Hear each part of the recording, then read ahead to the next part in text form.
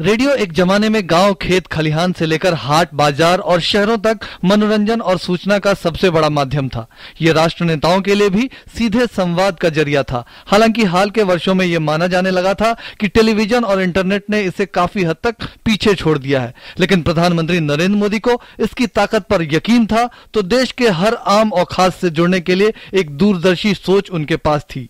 ऐसे में देश के लोगों से सीधे संवाद की कोशिश में पीएम आकाशवाणी पर मन की बात कार्यक्रम के जरिए देश के लोगों से जुड़े। मेरी देश की ताकत गांव में है, मेरी देश की ताकत माताओं, बहनों, नौजवानों में है, मेरी देश की ताकत किसानों में है। मैं आप ही के भरोसे भारत आगे बढ़ेगा, ये विश्वास व्यक्त करता हूँ। रेडियो के जरिए जनता से संवाद का यह सिलसिला साल 1933 में अमेरिकी राष्ट्रपति फ्रैंकलिन डी रूजवेल्ट ने शुरू किया था, लेकिन हिंदुस्तान में संवाद का यह सिलसिला पहली बार पीएम मोदी ने शुरू किया। पहली बार प्रधानमंत्री ने पिछले साल 3 अक्टूबर को मन की बात के जरिए लोगों से सीधा संवाद शुरू किया। इस पहल के कई मकसद थे। पहला यह कि प्रधानमंत्री लोगों तक सीधे अपनी बात पहुंचा सके, सरकार की नीतियां जनता के बीच पहुंच सके, जनता को सरकार की योजनाओं की जानकारी मिले और मुश्किल वक्त में प्रधानमंत्री लोगों की हिम्मत बढ़ा सके। जो सोशल मीडिया में एक्टिव है उनसे मैं आग्रह करता हूं, क्या हम सब मिलकर के ड्रग फ्री इंडिया हैशटैग के साथ एक लगातार मूवमेंट चला सकते हैं, क्योंकि इस दुनिया से जुड़े हुए ज्यादातर बच्चे सोशल मीडिया से भी जुड़े हुए हैं। भारत जैसे देश के लिए जहां अभी लिटरेसी 100% नहीं है, सब लोग अखबार नहीं पढ़ पाते, या सब लोगों के पास टेलीविजन नहीं है, सब लोग टेलीविजन अफोर्ड नहीं कर सकते, उनके पास भी छोटा छोटा रेडियो सेट गांव में सुदूर उसमें रेडियो की रीच है, और रेडियो को एक माध्यम के रूप में पकड़ना, ये मुझे लगता है कि ये एक बहुत बड़े दूरदर्शिता का संकेत है और बहुत अच्छा उपयोग उन्होंने किया है।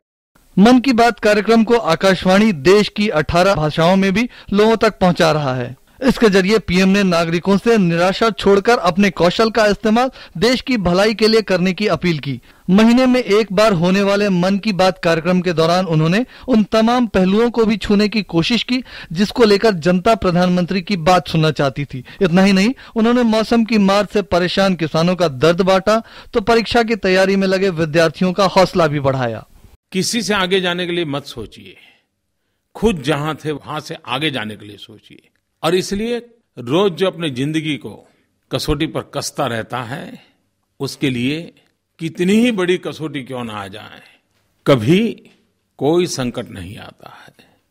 किसान ये भी कहता है कि हम इतनी मेहनत करते हैं, लोगों का तो पेट भरते हैं, लेकिन हमारा जेब नहीं भरता है, हमें पूरा पैसा नहीं मिलता है।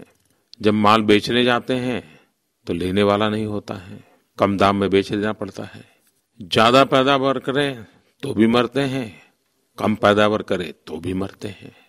यानी किसानों ने अपने मन की बात मेरे सामने रखी है। मैं मेरे किसान भाइयों बहनों को विश्वास दिलाता हूं कि मैं राज्य सरकारों को भी और भारत सरकार के भी हमारे सभी विभागों को भी और अधिक सक्रिय करूंगा। मन की बात के जरिए प्रधानमंत्री मोदी ने लोगों से सुझाव भी मांगे, तो अच्छे सुझावों को देश के साथ साझा भी किया। इसकी वजह से पीएम ने सरकार के आला अधिकारियों को कई अहम कदम उठाने के निर्देश भी दिए। यहां तक कि डिप्लोमेसी में भी नया प्रयोग करते हुए उन्होंने अमेरिका के राष्ट्रपति बराक ओबामा को भी मन की बात के लिए बुलाया।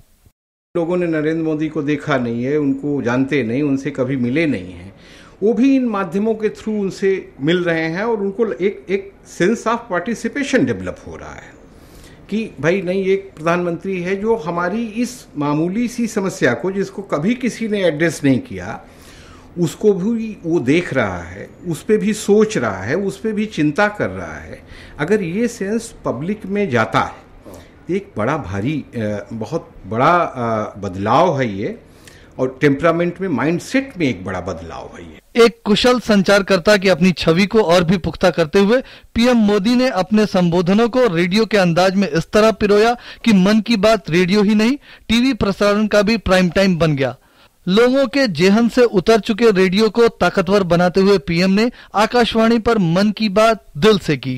इसमें जनता की जिस तरह भागीदारी हो रही है, उसमें यह कहना ठीक ही होगा कि प्रधानमंत्री मोदी ने मन की बात को देश की बात बना दिया है।